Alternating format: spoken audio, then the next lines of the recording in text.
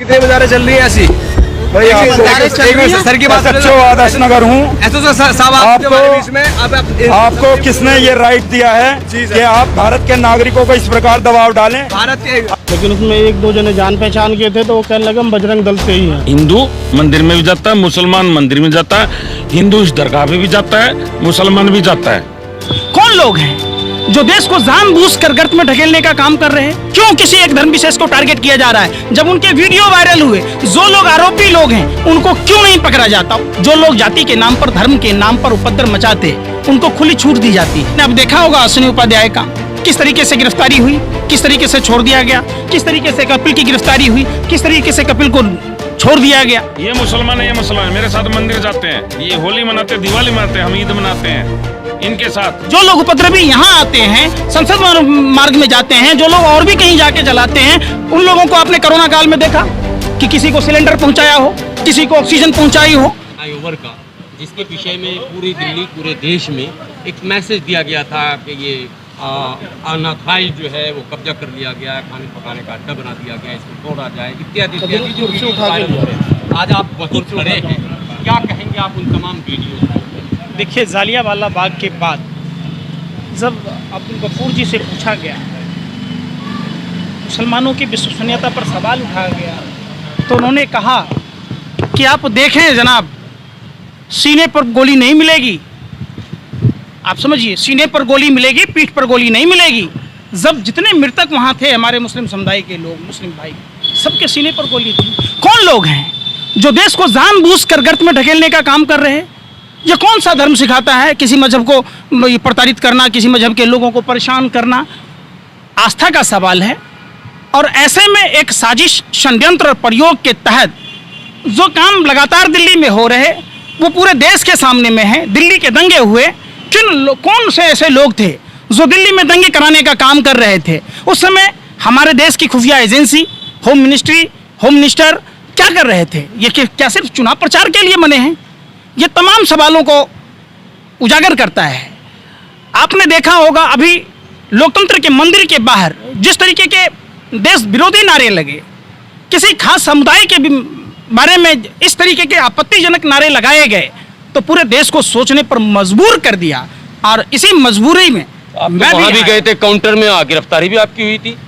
तो हमारी गिरफ्तारी तो होती रहती है। सरकार ऐसी निकम्मी निठल्ली है कि वो सरकार जब भी सवाल पूछो तो उसको देशद्रोही करार देती है। आपको क्या लगता कौन है इसके पीछे? क्यों ऐसा, क्या मकसद क्या? देखिए, जब देश आज़ादी की लड़ाई लड़ रहा था, ये वही लोग हैं जो गोरे अंग्रेजों की दलाली और मुखबरी कर रहा था।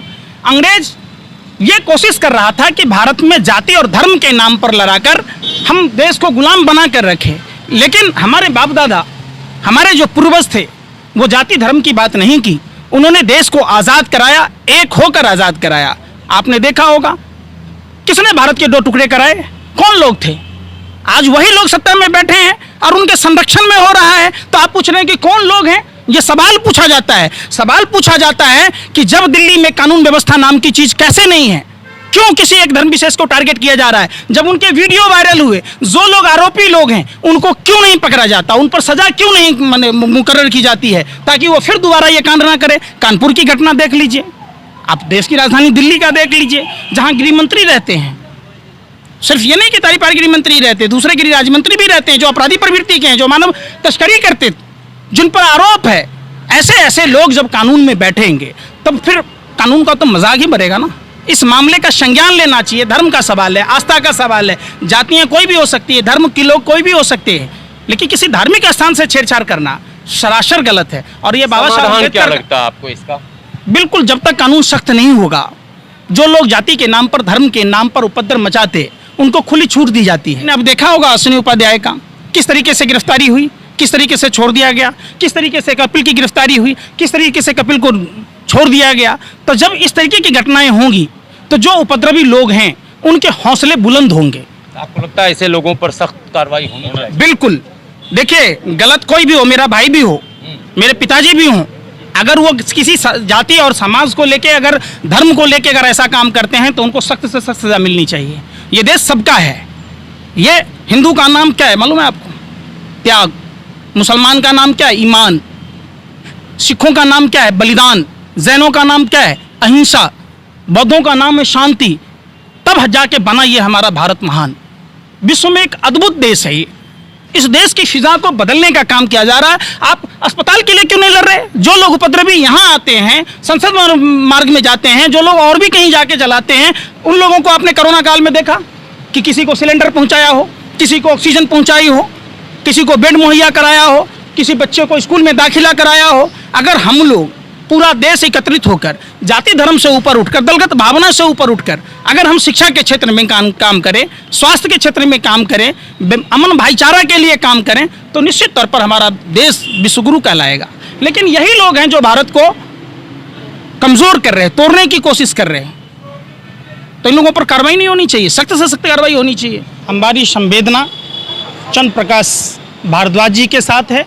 जो लोग हिंदू धर्म के फर्जी ठेकेदार बनते हैं, उन्होंने कॉम्युनल राइट्स नहीं होने दिए, उन्होंने सांप्रदायिक शक्तियों को रोकने की कोशिश की।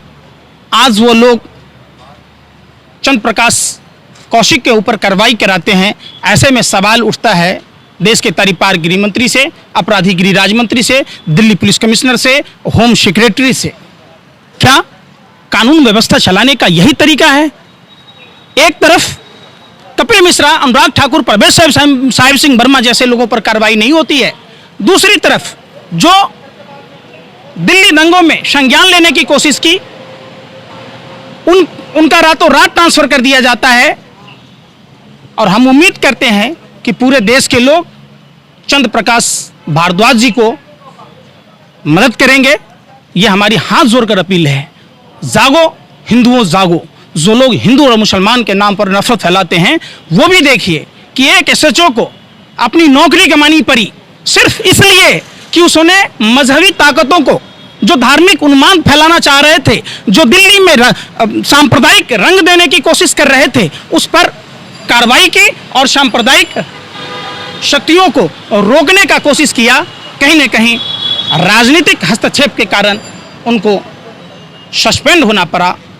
हमारी संवेदना चंद्र प्रकाश भारद्वाज जी के साथ है। हम उम्मीद करते हैं आप सभी समर्थकों से, देशवासियों से, कि आप हैशटैग चलाएं कि जल्द से जल्द चंद्र प्रकाश भारद्वाज जी को फिर से बहाल किया जाए। लोग बेहतर बता सकते हैं कि कहाँ से आए थे, लेकिन उसमें एक दो जने जान पहचान के थे, तो वो कहने लगे हम बजरंग दल से ही हैं। तो उस बंदे से भी मैंने पूछी थी, फिर मैंने उनकी वीडियो भी देखी, वो हर जगह पहुंच जाते हैं। मैंने यूट्यूब पे वगैरह वीडियो देखी थी मैंने उन लड़कों की, वो हर जगह पहुंच जाते हैं।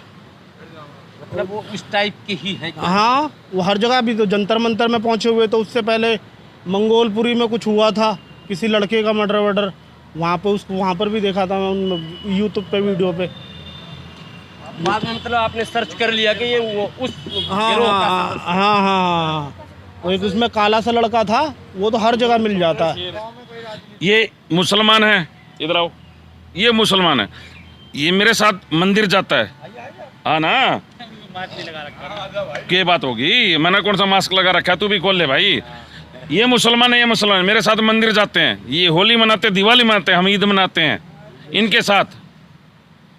ये इस गली में, कूचे में ये हवा फैला रखा, किसी को कोई इतराज नहीं है। ये पहले यहाँ थे, फ्लाईओवर बना तो ऊपर चढ़ा दिया। 3 बार तो जेसीबी मशीन टूटी थी जब जेई ने यहाँ पे स्थान दिया था उसको। 3 बार जेसीबी की मशीन टूटी थी, काम नहीं होने दिया था। इनकी शक्ति इतनी है। ये कहानी जब आप बता रहे हैं बाबा की शक्ति को, तो जो लोग कह रहे हैं कि फर्जी मदार है, बेवकूफ हैं वो। ऊपर तो तमाचा लगेगा ना फिर। मैं मारूंगा, मेरे सामने बुला लो, मैं मारूंगा। खुद पत्रकार हूँ मैं, और ब्राह्मण आदमी हूँ मैं पत्रकार हूँ, खुद पत्रकार हूँ मैं। रैपट मारूंगा मुंह पे जो यूं कह दे शक्ति नहीं है। नहीं, छोड़ दो ना, मैं कह रहा हूँ, बुला के लाओ।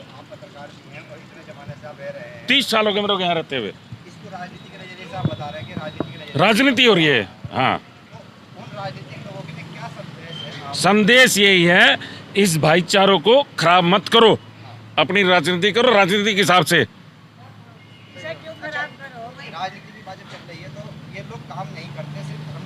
धर्म की राजनीति करते हैं। यहाँ सुनो मेरी बात, यहाँ हिंदू मंदिर में भी जाता है, मुसलमान मंदिर में जाता है, हिंदू इस दरगाह पे भी जाता है, मुसलमान भी जाता है। जहाँ बेवकूफ़ बनाने वाली वो राजनीति हो रही है, घर घर वाली, बस।